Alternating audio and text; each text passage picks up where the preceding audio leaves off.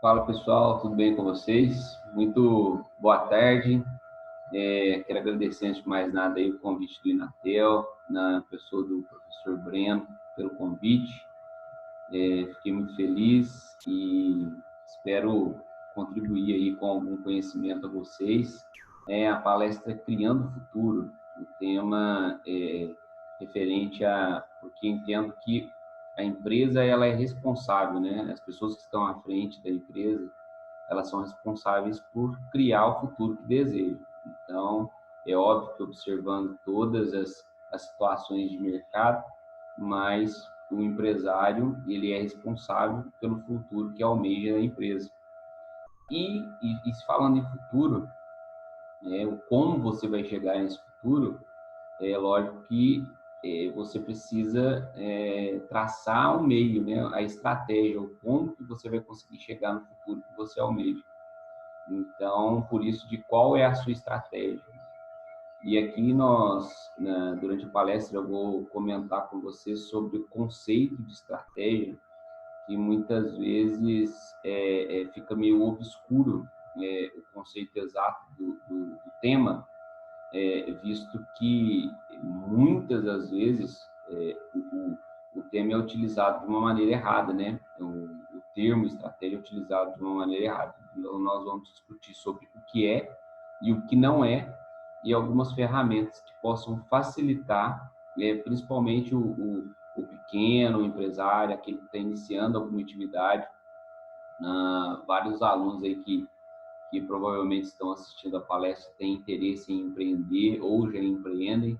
Então, algumas ferramentas que possam facilitar aí o dia a dia na confecção de estratégias para o negócio.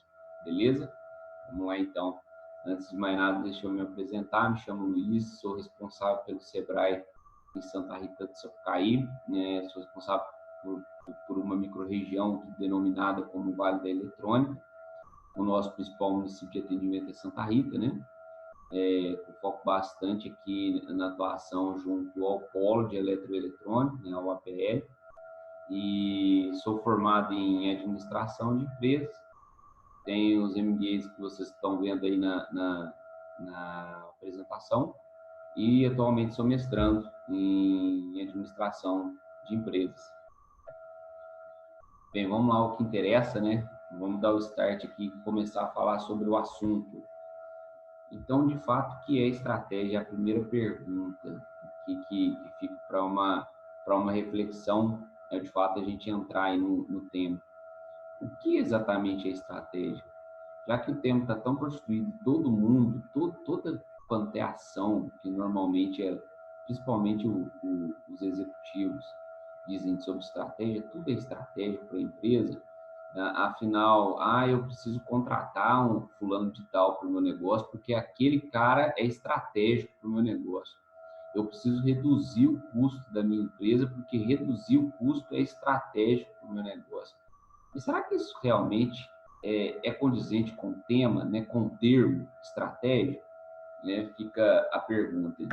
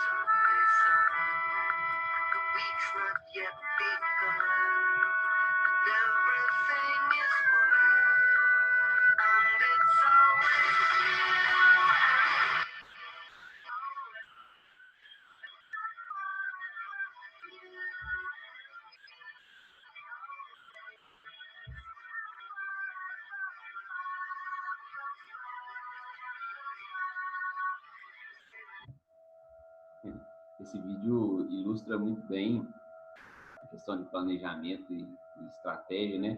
O garotinho ali tinha, na verdade, ele não era questão nem de irmão, mas ele queria alguém para compartilhar daquele momento com ele ali de jogar futebol, porque ele se joga futebol sozinho, né?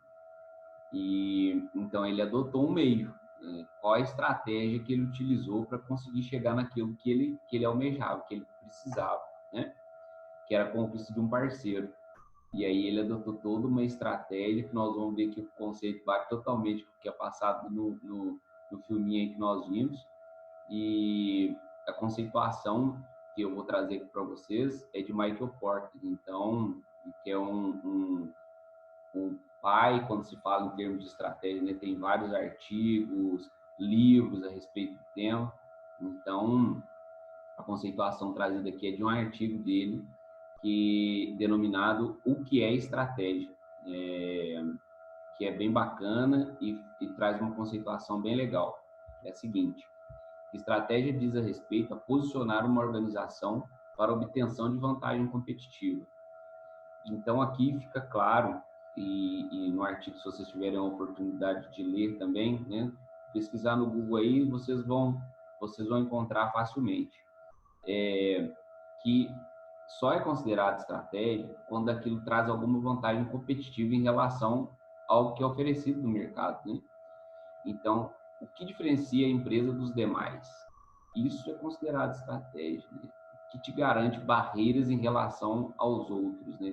A novos entrantes e aos que já existem hoje no mercado. Então, isso é considerado uma vantagem competitiva. E isso é uma estratégia adotada pela empresa. Envolve escolhas de que setores participar, quais soluções oferecer e como alocar recursos corporativos.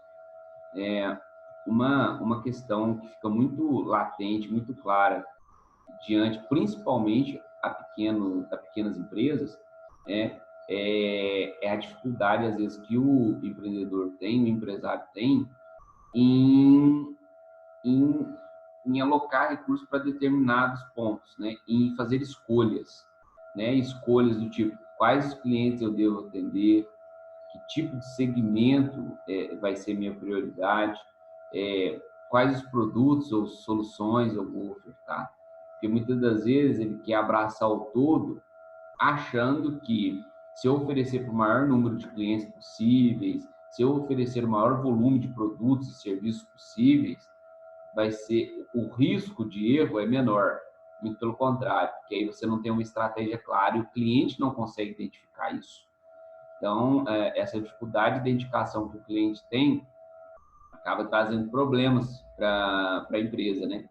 Então, é importante estar totalmente envolvido aí, estratégia, como fazer boas escolhas, né? Posicionar a sua empresa estrategicamente para que o que você faz fique claro para quem você pretenda atender, né? E o conceito de estratégia está totalmente ligado, se fosse resumir em uma única frase curta e simples, é essa daí, é proporcionar valor para os clientes, né? Fazendo uma correlação aí o videozinho que nós acabamos de ver, o garotinho conseguiu proporcionar valor para os pais. Então, aquilo ali criou toda uma ambiência que foi propícia a conseguir o que ele queria, né? E proporcionar valor para os clientes. Então, o que não é proporcionar valor para os clientes não pode ser considerado como estratégia da empresa, né?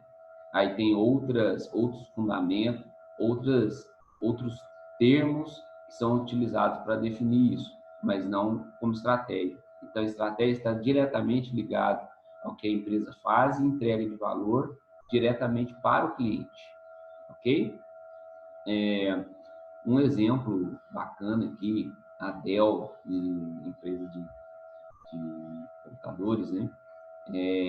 Quando todas as empresas, todas as indústrias desse tipo de eletroeletrônico utilizavam intermediários para conseguir chegar até seu cliente final, né? Utilizavam aí o varejo para chegar até seu cliente final e já tinham produtos pré-definidos ali, definidos, e o cliente chegava para comprar, ele tinha lá a possibilidade de produto 1, 2 ou 3. por exemplo. E aí o cliente consumia diretamente do varejo, isso. E a Dell veio com um conceito diferente na época de customização. Então, o cliente poderia, através da plataforma deles, comprar diretamente da indústria. Então, quer dizer, eu eliminei o intermediário da história, eu consegui reduzir o custo, o cliente vai conseguir, às vezes, comprar num preço mais acessível, ou então aumentar a minha margem de lucro sobre o produto, né? E aí o cliente conseguiu perceber valor naquilo, porque ele conseguia customizar, era muito mais prático, muito mais fácil eu comprar através dali também, né? Então, ao invés de eu escolher um, dois ou três, eu tinha ali 20, 50, 100 possibilidades de máquinas a se comprar. E eu customizava o produto da forma como era a minha necessidade ou como eu desejava, né? E a partir daquele momento, a Dell se despontou por essa questão da customização das soluções que ela podia ofertar ao cliente, da facilidade de consumo que o cliente tinha ali na plataforma. Obviamente que depois de determinado tempo, várias outras organizações passaram a fazer o processo similar, mas enfim, até que isso acontecesse com outras organizações, a Dell saiu na frente, até que outras empresas se adaptassem, isso levou-se um tempo. Né? E seguindo esse mesmo exemplo da Dell, tem um ciclo aqui de criação e de manutenção, que é trazido também pelo autor, que ele fala o seguinte, né, que a empresa ela faz investimentos em inovação para que a organização, as pessoas que estão inseridas ali no processo, elas tenham condições de pensar, né, de elaborar estratégias que sejam fontes de recursos superiores para a empresa. Então, quando nós falamos aqui de fontes de vantagens, nós dizemos que, ótimo, a empresa tem a vantagem competitiva, ela conseguiu elaborar algo que seja superior para o cliente consegue observar isso na empresa, ok? Bem, esses fatores observados pelo cliente são essenciais para o sucesso. Então, a empresa, quando ela obtém a vantagem competitiva, isso é um fator essencial para que ela obtenha sucesso no mercado que está cada vez mais aguerrido. E, após isso, as vantagens posicionais percebidas para o cliente, e aqui a gente fala de vantagem percebida, porque muitas vezes a empresa diz que entrega valor, e valor não é aquilo que a empresa entrega, né? Mas é o que o cliente percebe. Se o cliente não está percebendo valor no que está sendo entregue pela empresa, aquilo não tem valor nenhum, né? Então, as vantagens posicionais percebidas são valorosas para o cliente. Então, a partir do momento que o cliente percebe o valor daquilo, o que isso gera para a empresa? Retorno, né? Retorno financeiro, gera mais lucros, são clientes mais satisfeitos que vão comprar mais, são clientes satisfeitos que vão compartilhar mais e clientes mais fidelizados aí. Eu acho que eu não gosto muito do termo fidelizado, porque eu acho que é muito forte o termo fiel, né? E o cliente ele pode provar de outras soluções, de outros produtos e outros serviços.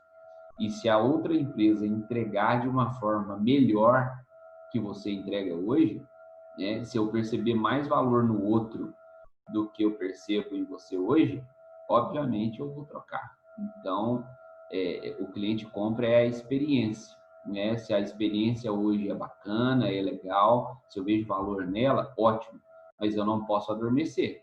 E aí é que entra o investimento em renovação, né?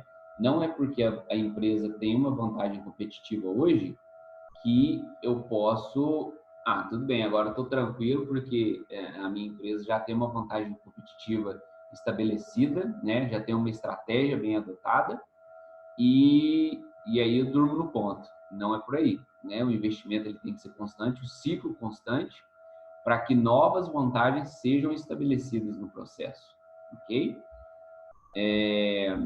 E aí, ainda no mesmo ciclo aqui, quando a empresa ela consegue ter vantagem, adota uma estratégia que de fato é percebida pelo cliente como um valor, é criado barreira, como o exemplo da Dell que eu acabei de dar, né?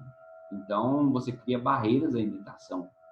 Quando é estratégia de fato, dificilmente isso é copiado de uma hora para outra de um outro concorrente, não é isso? E o que, quando não é percebido como estratégia, como nós vamos falar dali a pouco, isso é facilmente copiado. Então, não que não possa ser copiado, será copiado, provavelmente, se for uma boa experiência, né? Mas, essa barreira à imitação, ela fica maior quando isso é considerado como uma estratégia de negócio, né? Como o exemplo da Dell, as outras organizações levaram um tempo até conseguir chegar no mesmo ponto em que a Dell conseguiu chegar. E até que isso acontecesse, os clientes provavelmente já migraram para a empresa, né? Já migraram para a Dell. Então, a possibilidade de você manter aqueles clientes que já gostaram da experiência que tiveram ali é muito maior do que outra empresa conseguir levar para ela, os clientes para ela. Correto? Dinâmicas competitivas e desgaste da vantagem. Então, mesmo que você tenha barreiras à imitação, essas barreiras não vão perdurar por muitos anos, né, por muito tempo. Existe um desgaste dessas vantagens que foram criadas pela empresa. E aí, mais uma vez, se não houver aqui um investimento em renovação, né, se não houver abertura da empresa para que inovação seja feita e que a empresa também esteja aberta a possíveis erros, não é isso?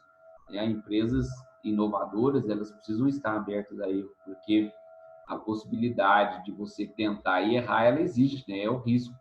Então, não adianta você dizer que a sua empresa é inovadora, mas que, não, na minha empresa eu não aceito que as pessoas errem. Então, as pessoas podem errar, as estratégias podem ser falhas, e aí você vai começar o ciclo novamente até conseguir acertar numa estratégia aí que seja valorosa para o seu cliente. Ok? Bem, e o que não é estratégia? Nós falamos o que é estratégia, então, que nós consideramos aquilo que traz vantagem competitiva para a sua empresa em relação às demais e que o cliente percebe como valor, né? E por isso ele consome de você e não do outro. E o que não é estratégia, que normalmente se fala que é e não é estratégia para a empresa. Bem, aí ele traz um tema, uma temática muito bacana dentro do artigo, que é a eficácia operacional, que é super importante e relevante para as empresas, para a manutenção das suas atividades, né? Mas não é estratégia de negócio. Então, são ferramentas que auxiliam a reduzir custos e são importantes para o aumento da lucratividade, mas não é o suficiente para sustentar o desempenho superior. Então, quer dizer, ser melhor não quer dizer que é diferente. Então, eu sou melhor do que o outro porque eu sou mais eficiente, a minha empresa é mais produtiva, eu consegui reduzir custos, eu consigo, às vezes, vender o produto num preço um pouco menor porque sou mais eficiente, eu produzo mais que o outro e com a mesma quantidade de maquinário, enfim, eu sou mais eficiente, sou mais eficaz no que eu faço, mas isso não garante essa eficácia, ela não é diretamente percebida pelo cliente, né? Olha para vocês verem a diferença entre a eficácia operacional e a estratégia. A eficácia operacional ela não é diretamente percebida pelo cliente, é diretamente percebida dentro da empresa, né? Internamente, porque eu vou atuar diretamente na redução de custo, isso vai aumentar a margem de lucro do meu negócio, eu vou conseguir ser mais eficiente, mais produtivo, mas o cliente não vai perceber isso. A estratégia o meu cliente percebe. A estratégia, o cliente vai perceber o valor na empresa mediante aquilo. Então, pode ser que a eficácia operacional consiga você encontrar uma estratégia do tipo, a eficácia operacional me ajudou a reduzir o custo do meu negócio, eu consigo ser muito mais eficiente do que o outro, então eu consegui aumentar a minha margem de lucro, eu consegui ter um recurso a mais para fazer investimentos por exemplo, em promoção de produtos, né? Em promover os meus produtos, em promover as minhas soluções. Então, eu vou atuar diretamente com o recurso que eu despenderia para a finalidade de produção, eu vou atuar agora em promoção, para conseguir chegar no meu cliente, na estratégia que eu adotei. Então, uma mão aqui ajuda a outra, né? Com a eficácia operacional pode ajudar na estratégia, mas não é uma estratégia de negócio. Bem, aqui eu vou trazer para vocês aí algumas ferramentas que, principalmente no universo dos pequenos negócios, pode auxiliar muito a clarear as ideias em termos de estratégia, né? E quando nós estamos falando de estratégia diretamente ligada ao cliente, o cliente, aquilo que o cliente percebe como valoroso para ele, existe uma ferramenta que é muito bacana, que é o Canvas de proposta de valor. Provavelmente alguns já devem ter visto. Ela vem do Canvas do modelo de negócio, né, que é esse daqui de cima, que são duas partes aqui do Canvas que são retirados, né, que são os clientes e a proposta de valor que você tem a oferecer para o seu cliente. Então, quando nós falamos aqui dos clientes, os clientes eles têm várias tarefas no dia a dia, né, uma infinidade de tarefas no seu dia a dia. E, mediante essas tarefas que ele possui no seu dia a dia, tem vários ganhos que ele espera ter e várias dores que ele espera sanar, ok? Porque ninguém quer ter dor nem nada, né? Trazer um exemplo bacana aqui, que a gente pode correlacionar com produtos e serviços criadores de ganho e analgésicos, é o caso do Nubank, né? Eu hoje sou um cliente do Nubank, provavelmente muitas pessoas que estão assistindo aqui também são, né? Antes, vamos pensar a nossa vida antes do Nubank. Como que era? Nós tínhamos bancos extremamente com burocracia extrema, né? Nós precisávamos muitas vezes ir até a agência para resolver determinados problemas que não eram resolvidos à distância, né? E colocavam uma porção de empecilhos para que isso fosse de fato resolvido à distância. Enfim, então era muita dor para pouco ganho, né?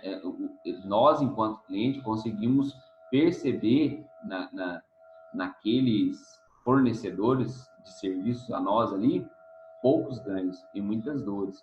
Então, ali que dor, por exemplo, que nós tínhamos tempo, né? O tempo é uma questão preciosa para todo mundo. Então, o tempo despendido que você precisa ir na agência, que você deixava de ficar com a família, por exemplo, ou você perdeu um horário de almoço para ter que ir na agência, no banco, ou você ter que deixar uma hora do trabalho para ficar na fila do banco, né? Deixar de produzir para estar no banco, para resolver problema. Então, isso era uma dor constante dos clientes, né? E correlacionado a isso, que ganho que você esperava ter? Eu esperava ter mais tempo, ou utilizar menos tempo para resolver esse tipo de problema, né? Não perder tempo em fila nos bancos, enfim. E aí o Nubank veio com uma proposta lá no início, que era somente do cartão de crédito facilitado, né? Você tinha o digital, você conseguia resolver todos os seus problemas ali do seu cartão de crédito, ao menos, tudo online, tudo remotamente, não precisava de nada presencialmente, tudo ágil, rápido, com uma comunicação fácil, informal, nada de formalidades, né? Então, com esse produto e serviço ofertado pelo Nubank, ele conseguiu criar ganhos para os clientes. Então, ele criou ganhos que o cliente começou a perceber esses ganhos. Quando nós falamos aqui de criadores de ganhos e analgésicos que sanavam aquelas dores que nós tínhamos em relação aos bancos, né? Quando nós estamos falando aqui de criador de ganho e analgésico, nós estamos falando de estratégia. Então, eles criaram estratégias aqui que os clientes perceberam valor no que era entregue, né? Eu tinha agilidade, facilidade ali, tudo era resolvido muito rápido. Eu tinha uma comunicação muito ágil, uma comunicação de nada de formalidades, que o público mais jovem não aguentava aquilo. Então, é, é, filas, congestionamento que você poderia enfrentar para ir numa agência, enfim, se for listar aqui a porção de ganhos que se teve por se deixar de ter que ir no meio presencial para ter uma atuação totalmente online, nós vamos ficar aqui por horas. Então, e mediante isso, aí fica muito claro aquele ciclo que que eu acabei de comentar ali atrás, né? Que aí eles foram validando, foram conquistando os clientes, foram inserindo novos serviços, novas soluções no processo, né? Então, hoje é muito mais do que um simples cartão de crédito. Então, você foi percebendo as tarefas que o cliente tinha, percebendo as dores que esse cliente tinha, percebendo os ganhos que ele necessitava ter, que ele precisava ter, e eu, enquanto empresa, fui criando ganhos para ele, fui dando os analgésicos necessários para aquelas dores que aquele cliente tinha, e o cliente começou a perceber que o meu serviço ela tinha valor, né? Então, as estratégias que eu adotei em relação a criadores de ganho e analgésico para sanar aquelas dores e criar ganho para esses potenciais clientes foram as melhores possíveis, né? Que eu consegui atrair esse cliente para o meu lado e ele estando aqui comigo, aí a minha venda, a partir daquele momento, ele fica muito mais fácil, né? Porque o cliente já tem uma boa experiência comigo, ele sabe que comigo ali é desburocratizado, é tudo mais fácil, tudo mais ágil. Então, o processo é muito mais simples. E aí foi a conquista de uma nova estratégia, né?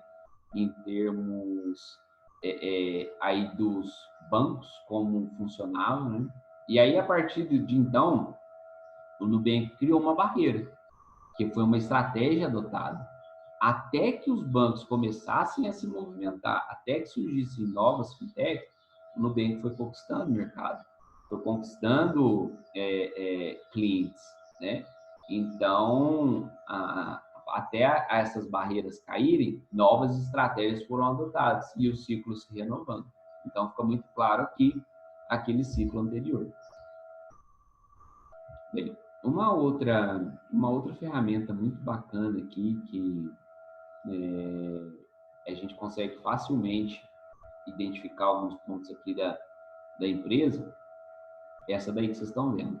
Então, nós temos aqui algumas figuras ilustrativas, que é o barco, o vento, a âncora, o sol, as pedras e a ilha. E aí, fazendo uma alusão a isso, nós temos o seguinte, que o barco é a empresa. Então, a sua empresa está localizada ali em meio às águas. E em meio às águas, e dentro do seu barco ali, você tem a âncora, que a âncora é o que? O que te segura. São as suas limitações enquanto empresa, né? Então, quando você está fazendo ali um planejamento da estratégia de negócio, é legal pensar nessa analogia. Então, você tem a empresa, você tem aquilo que te segura, o que te impede, às vezes, eu preciso de profissionais mais capacitados para trabalhar comigo, eu preciso atuar no ambiente online, que hoje eu não atuo. Então, essas questões são fraquezas que a sua empresa tem, que precisam ser aperfeiçoadas. Em relação aqui ao sol, são as oportunidades que o mercado oferece para empresas desse segmento que você atua, né? E os riscos são os riscos que o mercado também oferece, né? Assim como tem uma porção de oportunidade, existem os riscos. E qual o objetivo almejado pela sua empresa? O que você pretende chegar? Fazendo uma alusão lá ao vídeo que nós assistimos, qual que é o objetivo daquela criança? O objetivo dela era ter um parceiro para jogar bola, né? E aí ele conseguiu chegar no objetivo adotando uma estratégia bacana, que é o que te impulsiona. Então, o que vai impulsionar o barquinho aqui, ó? O que vai impulsionar a empresa? qual a estratégia adotada para impulsionar um negócio. Então, fazendo uma alusão aqui ao barquinho, ao vento, ao sol, às pedras, à âncora e à ilha, a estratégia fica muito mais clara. Quando você consegue desenhar muito bem a proposta de valor dentro do canvas anterior que nós vimos, esse processo aqui ele fica muito mais simples, né? Fica muito mais objetivo, e aí você consegue desenhar de uma forma clara. Uma outra ferramenta que consegue auxiliar a colocar em prática, né? Porque muitas vezes a estratégia ela pode ser até pensada, desenhada, idealizada, mas isso não sai do papel. Então, assim, o que fazer para conseguir transformar aquilo em ações para que, de fato, eu consiga implementar aquilo que foi idealizado. Aí tem a matriz do 5W2H, né?